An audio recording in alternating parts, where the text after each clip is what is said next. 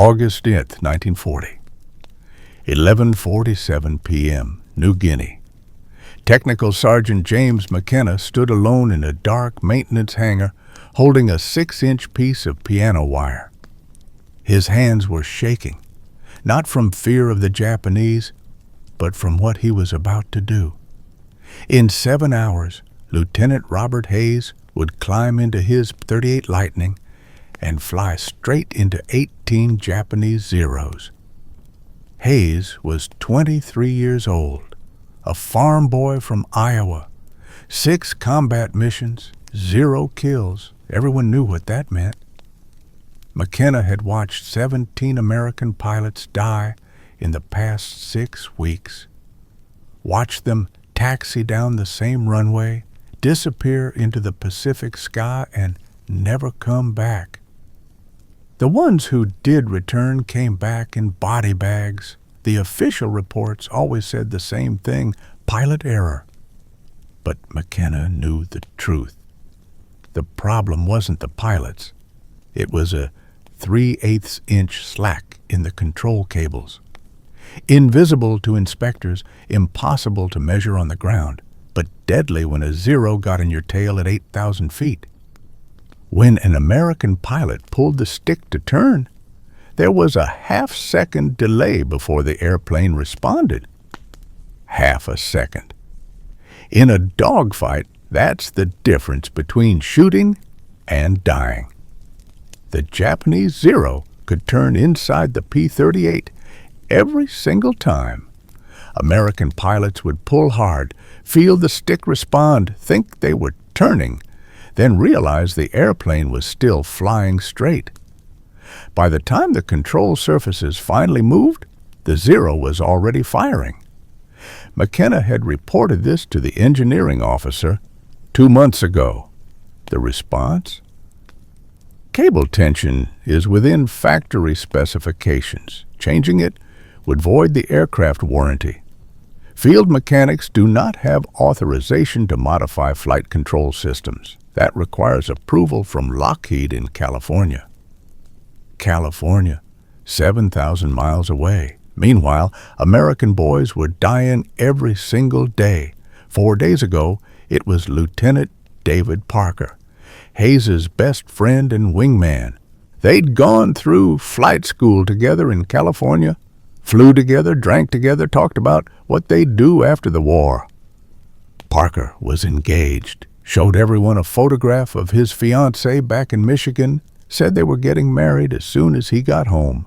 On August 12th, Parker took off on a routine patrol. Japanese Zeros intercepted them at 8,000 feet. Hayes was flying right beside him when it happened. Watched Parker pull into a turn, watched the P-38 respond too slowly, watched the Zero snap inside Parker's turn and open fire. Parker's last words over the radio: "I'm turning, but the airplane isn't. Why isn't it turning?" Then static. Hayes watched his best friend's P-38 disintegrate in the air and fall into the jungle in pieces. There was nothing left to bury. When Hayes landed, he sat in the cockpit for 3 hours, staring at nothing. Last night, he came to McKenna's workshop, stood there for a long time before speaking. Finally, "Can you make my airplane turn faster?" McKenna understood what he was really asking. "Can you break the rules to save my life? Can you risk a court-martial so I don't end up like Parker? Can you do something, anything, so I have a chance to come home alive?" McKenna looked at this 23-year-old kid from Iowa, saw the fear in his eyes, the same fear he'd seen in Parker's eyes, in 17 other pilots' eyes before they died.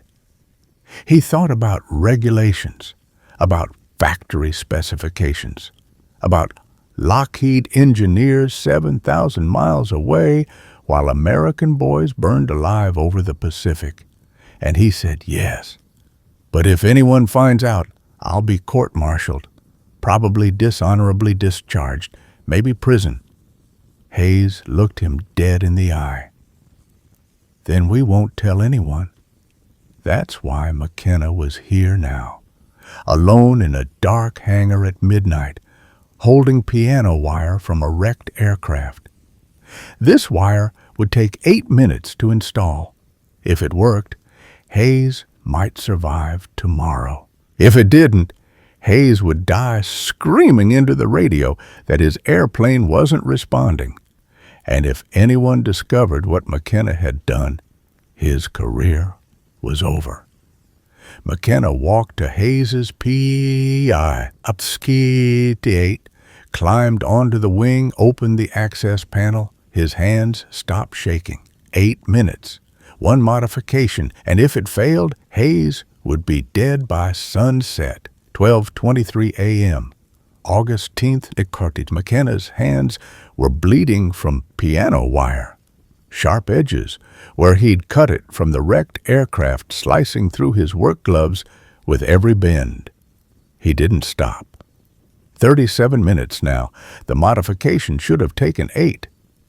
But every time he thought about what he was doing, the magnitude hit him.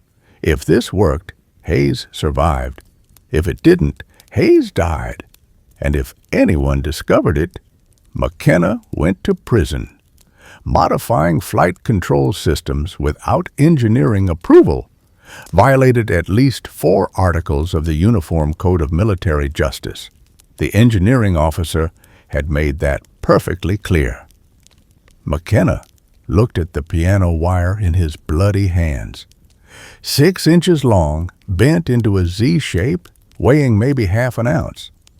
This tiny piece of metal would add 4/10 of a pound of tension to Hayes's control cables, eliminate the slack completely, make the P-38 respond instantly. Or it would snap under stress and send Hayes into an uncontrolled dive. No way to test it on the ground.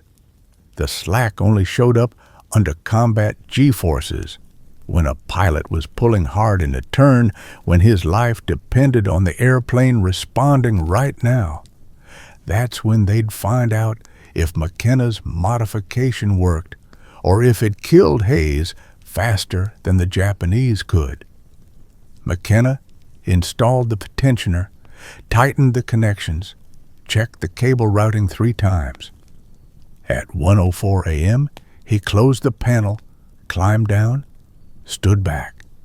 From the outside, Hayes's P-38 looked exactly like every other P-38 on the flight line. Nobody would ever know, unless Hayes died tomorrow. Then they'd inspect the wreckage, find the modification, trace it back to McKenna. He'd built his own court-martial into the airplane. McKenna walked back to his quarters, lay down on his bunk, didn't sleep. At 6:30 a.m., he heard pilots walking to the flight line. At 7:15, he watched Hayes climb into his P-38. Hayes looked at McKenna through the cockpit, gave a small nod. McKenna nodded back, neither said a word. If Hayes survived, they'd never speak about this again. If he didn't, McKenna would spend the rest of his life wondering if he'd killed him. At 7:42 a.m., 12 P-38 Lightnings took off from WWII Airfield. Lieutenant Robert Hayes's aircraft was 4th in formation. McKenna stood on the flight line, watched them disappear into the morning sky. All he could do was wait. 8:14 a.m., 87 miles northeast of WWII, 8,200 feet. Hayes saw them first. 18 Japanese Zeros coming out of the sun, diving fast. His squadron leader's voice crackled, "Bandits high, break right and dive. Do not, I repeat, do not try to turn with them. Standard doctrine, use speed, use altitude, get away." But 3 Zeros were already below them, cutting off the dive. It was a trap. Hayes had seen this before, watched Parker die in exactly this situation 4 days ago. The Zeros above would force the Americans to turn. The Zeros below would be waiting. In a P-38, you couldn't outturn a Zero. You died trying. The first Zero opened fire from above. Tracer rounds streaked past Hayes's canopy. He pulled the stick right, hard, and felt something he'd never felt before. The airplane responded instantly. No delay, no mushy controls, no waiting for cables to take up slack. He pulled. The airplane turned. Right now. For the first time in 6 combat missions, Hayes felt like he was actually flying the airplane instead of suggesting where it might want to go. A Zero Dove passed him too fast. The Japanese pilot had timed his attack for a P-30 that would take half a second to respond. But Hayes's airplane had already moved. The Zero overshot, flashed past Hayes's left wing, exposed. Hayes pulled back hard, brought the nose around. The airplane followed. He squeezed the trigger. The P-38's 450 caliber machine guns and single 20mm K cannon opened fire. The Zero disintegrated. 1 second there. Next second, pieces falling toward the ocean. Hayes's first kill. No time to process it. Another Zero on his 6, firing. Hayes snapped left, reversed. The P-38 rolled like it had been waiting for his command. The Zero couldn't follow. The Japanese pilot expected half a second delay. It responded in 0 seconds. By the time the Zero completed its turn, Hayes was already behind him. Hayes fired. Second kill, 30 seconds total. 2 Japanese aircraft destroyed. The other Zeros scattered. They'd never seen a P-38 move like this. Their tactics, refined over a year of fighting American fighters, suddenly didn't work. A third Zero tried the standard approach, dove from above, timed his attack for a sluggish response. Hayes was already turning. Third kill, 38 seconds. 3 Zero fighters destroyed, 9:03 a.m. Hayes's P-38 touched down at WWII, his hands shaking so hard he could barely taxi. When the engine shut down, he sat in the cockpit for a full minute, unable to move or speak. He'd just survived. More than survived. He'd fought 18 Japanese Zeros and shot down 3 of them. In 6 previous missions, he'd never fired his guns. The ground crew ran up, saw the empty gun barrels, saw Hayes's face. They knew. Hayes climbed out. McKenna was standing 30 feet away, trying to look casual, trying not to show 90 minutes of fear. Their eyes met. Hayes walked straight to McKenna, didn't salute, didn't speak, just looked at the sergeant who'd risked everything to save his life. Finally, 2 words. It worked.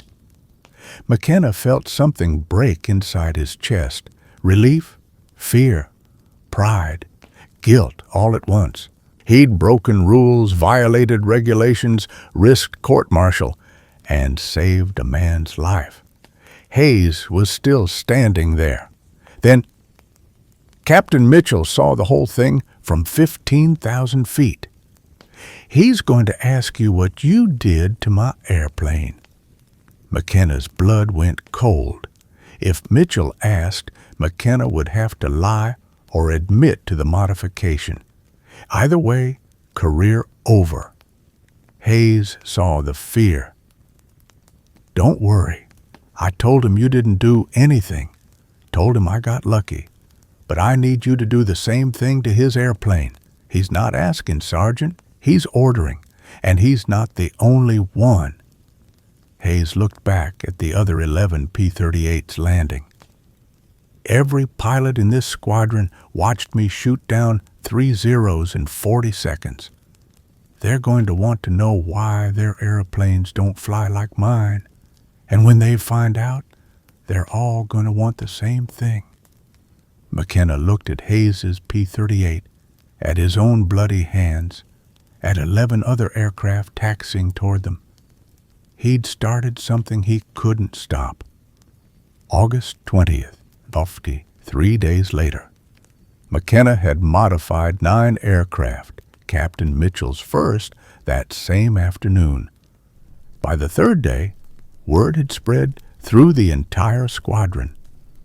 Pilots who'd never spoken to McKenna started showing up at his workshop after dark, standing in the doorway, waiting. They didn't need to say anything. They all wanted what Hayes wanted, a chance to come home alive. McKenna worked nights, alone, piano wire salvaged from wrecked aircraft, 8 minutes per airplane. His hands covered in cuts. He'd stopped wearing gloves. They just slowed him down. 9 aircraft modified, 9 pilots with a fighting chance. 9 pieces of evidence that could send McKenna to prison. But something else was happening. The pilots were surviving, not just surviving, winning. In 3 days since Hayes's first flight, the squadron had shot down 14 Japanese aircraft. They'd lost 0. Captain Mitchell shot down 2 zeros on his first mission, came back grinning, told McKenna, "It's like flying a completely different airplane." 14 Japanese aircraft destroyed in 3 days. Before the modification, this squadron averaged 3 kills per week. The Japanese noticed. Radio intercepts picked up pilots reporting that American P-38s were turning faster and responding differently. One Japanese squadron commander's message was intercepted. "American fighters have changed tactics. Previous engagement methods no longer effective. Recommend avoiding P-38 encounters unless numerical superiority assured." The hunters were becoming the hunted, all because of 6 inches of piano wire installed by a sergeant who'd broken every rule to save lives. McKenna sat in his workshop on the night of August 20th, looking at his bloody hands. 9 aircraft modified, 9 pilots saved. But he knew this couldn't last. Eventually, someone would notice. An inspector would find the modification, trace it back to him. Everything he'd done, every life he'd saved, would be evidence at his court-martial. He'd be punished for saving American lives. But looking at the list of pilots who'd survived because of his work, McKenna realized something. He didn't care. If they court-martialed him tomorrow, at least 9 pilots would still be alive. 9 men going home to families, wives, children. That was worth prison. McKenna picked up another piece of piano wire, started bending it. 3 more aircraft in the squadron needed modification. By morning, 12 would carry his secret, and the Japanese would never know what hit them. September 3rd, 1943, 2 weeks later. Lieutenant Commander Saburo Sakai banked his 0 into a diving turn and smiled. He'd been hunting American P-38s for 14 months. 64 confirmed kills, one of Japan's top aces. He knew these aircraft, knew their weaknesses, knew exactly how they moved, especially how slowly they turned. The tactic was simple. Wait for the P-38 to commit to a roll, count to 1, then snap back the opposite direction. The American pilot would think he was turning, feel the stick move, believe his airplane was responding. But it wasn't. That half-second delay meant the P-38 would keep flying straight. By the time the control surfaces moved, Sakai would already be inside the turn with guns blazing. He'd used this maneuver 47 times. It had never failed. Below him, a P-38 started rolling left. Sakai waited, counted 1, snapped his 0 back right, cutting inside the American's turn, except the P-38 was already there. The American aircraft had reversed at the exact instant Sakai moved. No delay. Sakai barely pulled up in time, missed a head-on collision by 20 feet. His heart hammering, hands shaking. That had never happened before. The P-38 should still be rolling left, should be half a second behind where it actually was. But it wasn't. Sakai pulled away, climbed to altitude, watched the American P-38 engage two other Zeros. It was moving wrong, turning faster, responding quicker, rolling like a fighter half its weight. Sakai had 17 years of combat experience. He trusted what his eyes told him, and his eyes told him this P-38 was different. When he landed at Rabaul, he reported to his squadron commander, "American fighters have changed. Previous engagement methods unreliable. Recommend avoiding P-38 encounters unless numerical advantage." His commander looked at him like he was crazy.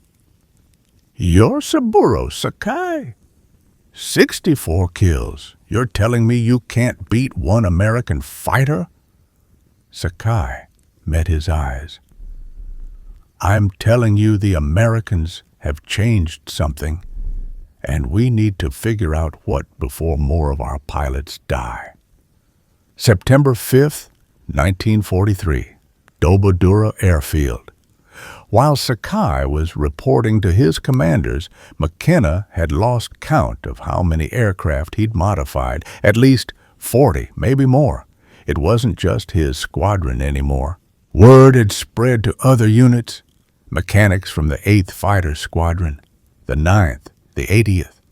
They'd heard rumors, pilots talking, saying P-38s were suddenly winning dogfights they should have lost. One mechanic, Corporal Rodriguez from the 9th Squadron, showed up 3 nights ago, didn't introduce himself, just said, "I heard you know how to make a P-38 turn faster." McKenna recognized that look, the desperation, the fear. Rodriguez's pilot, Lieutenant Morrison, had 6 missions, 0 kills. Morrison's wingman shot down last week. Morrison, terrified, convinced he'd be next. Rodriguez wanted to know if there was anything he could do to help his pilot survive. McKenna showed him the piano wire tensioner. 8 minutes of instruction. Rodriguez installed it that night. 2 days later, Morrison shot down his first 0. He survived. After that, more mechanics showed up, never during the day, always after dark, always asking the same question, "Can you show me how to do what you did?" McKenna showed them all. He'd stopped worrying about court-martial, stopped thinking about regulations. The math was simple. Before the modification, 2.3 American pilots killed per week. After the modification, 0.0 pilots killed per week in squadrons using it.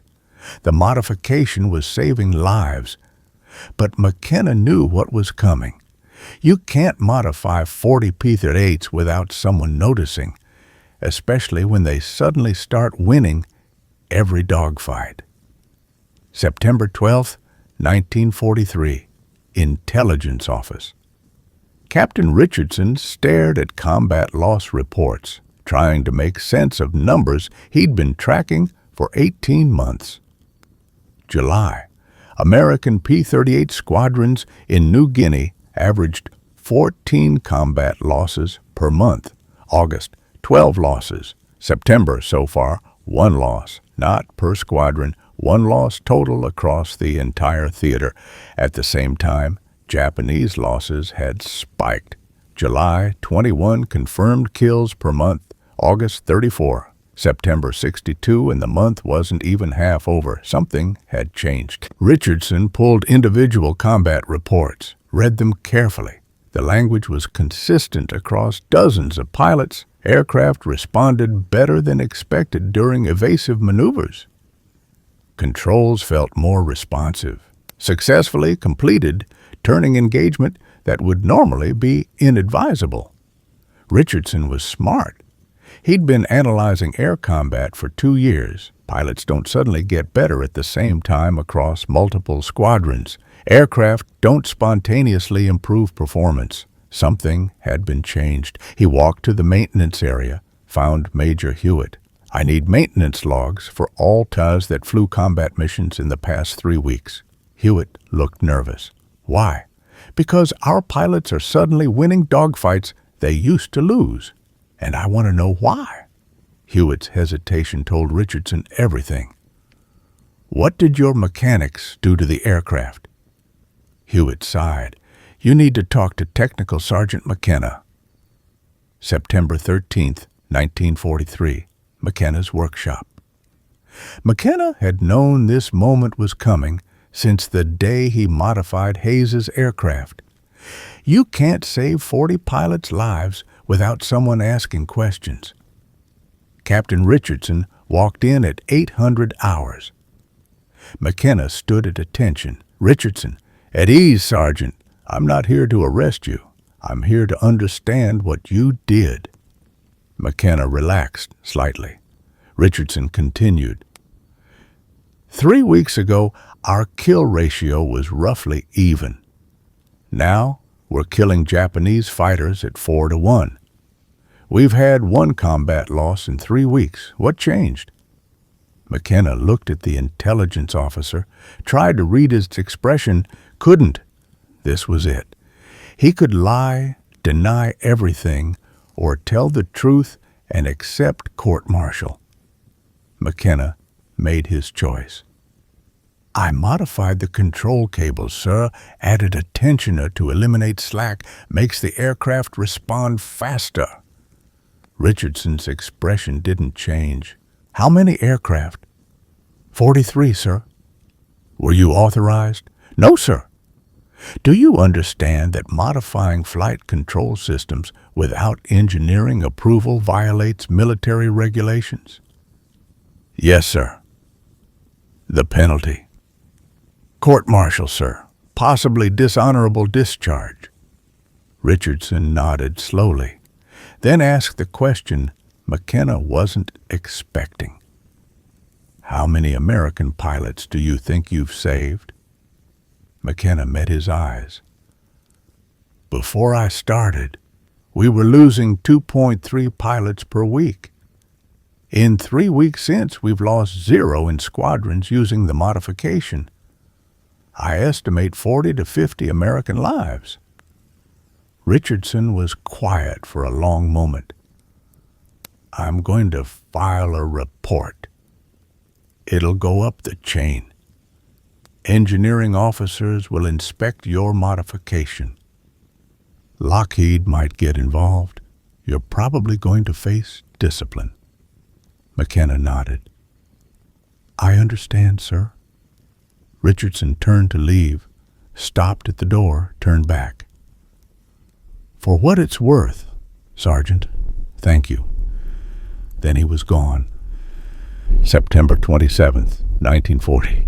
The report reached Lockheed's engineering team in California. 3 engineers flew to New Guinea, tested the modification, measured stress loads, ran flight tests with instrumented aircraft. Their official conclusion: the field modification designed by Technical Sergeant McKenna addresses a known deficiency in the P-38 control system. The modification is safe, effective, and within acceptable stress parameters. It should have been part of the original aircraft design. They recommended immediate integration into production. In November 1943, the P-38J model entered production with a factory-installed cable tensioning system nearly identical to McKenna's piano wire modification. The official Lockheed documentation credited the improvement to engineering analysis and testing. McKenna's name appeared nowhere. No commendation, no medal, no mention. The military had a problem. If they gave McKenna credit, they'd have to explain why a sergeant with no engineering degree had identified a critical flaw their engineers missed. They'd have to admit an unauthorized field modification had saved dozens, maybe hundreds, of American lives. They'd have to acknowledge that breaking the rules had been the right decision. So they didn't. They buried McKenna's name, gave Lockheed the credit, moved on. October 4th, WWII McKenna was back in his workshop, maintaining aircraft according to regulations. No more modifications. The P-38J models with factory modifications would arrive in 3 weeks. Hayes found him that afternoon. 63 combat missions now, 11 confirmed kills, one of the squadron's top pilots. Alive because McKenna had broken the rules. "I heard they're not giving you any credit," Hayes said. McKenna shrugged. "I didn't do it for credit. I did it so you could come home." Hayes was quiet. Then, "Every pilot in this squadron knows what you did. Every mechanic knows. We all know the truth. They can bury your name in official reports, but they can't erase what you did. You saved lives. That's all that matters." McKenna looked at this 23-year-old farm boy from Iowa who'd walked into his workshop 7 weeks ago, asking for a chance to survive. Hayes had made it. Against all odds, against 18 zeros, against doctrine and regulations and everything that said he shouldn't have. And 42 other pilots had made it because McKenna broke the rules. That night, McKenna sat in his workshop thinking about everything that had happened. He'd violated regulations, risked court-martial, faced potential prison, and he'd saved lives.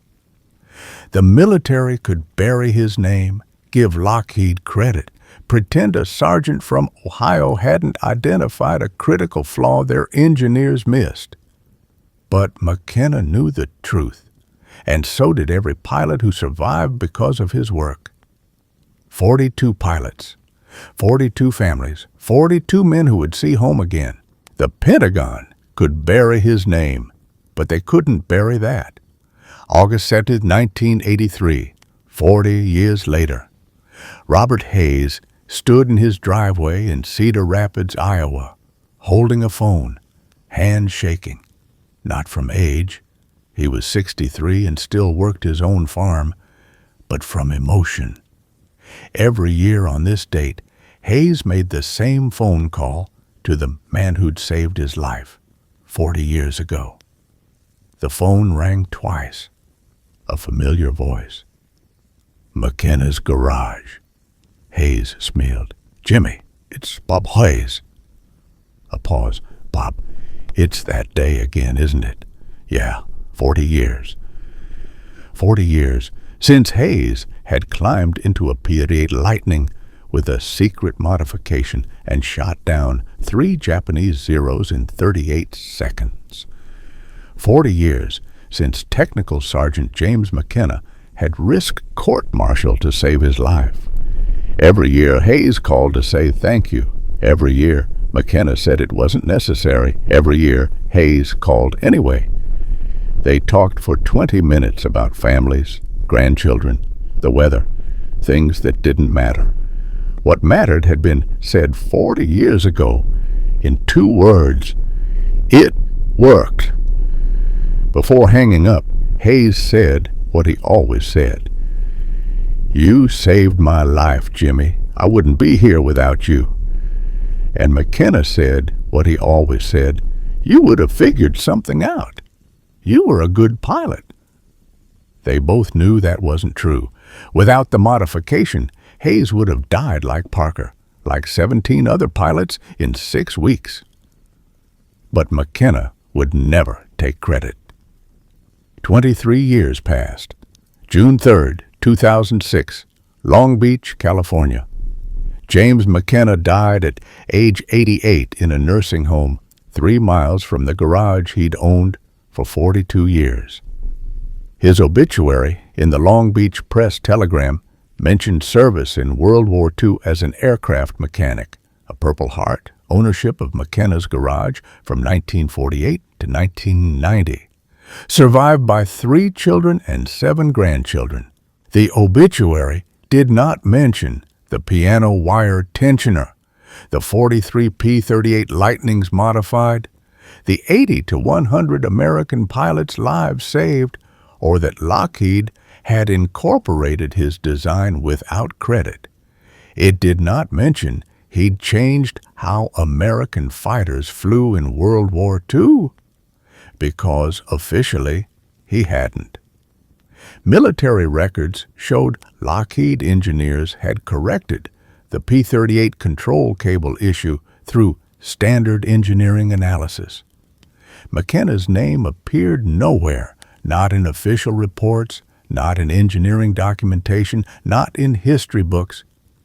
He'd been erased August 2, 2006. 2 months later, Robert Hayes stood in his driveway in Cedar Rapids, Iowa, holding a phone, hands shaking. He dialed the number he'd called every August 10th for 63 years. A woman's voice answered, McKenna's daughter. Hello? Hayes tried to speak, couldn't.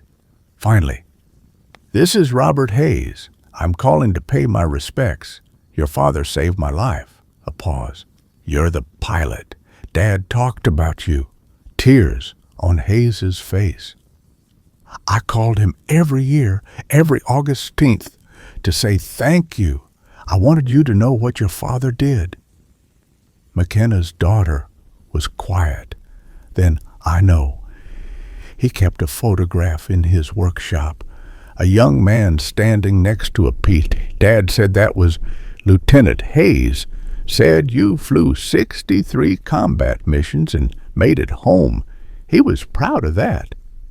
Hayes couldn't speak. After a long silence, she continued. After Dad died, we found a box in his workshop. Old photographs, letters from pilots, 37 letters from men thanking him for saving their lives. He never showed them to anyone. One letter was from Captain Frank Mitchell, written in 1960, said he'd become a colonel, told every maintenance officer under his command about what Dad did, said sometimes the best solutions come from sergeants who see problems the engineers miss. Hayes was crying.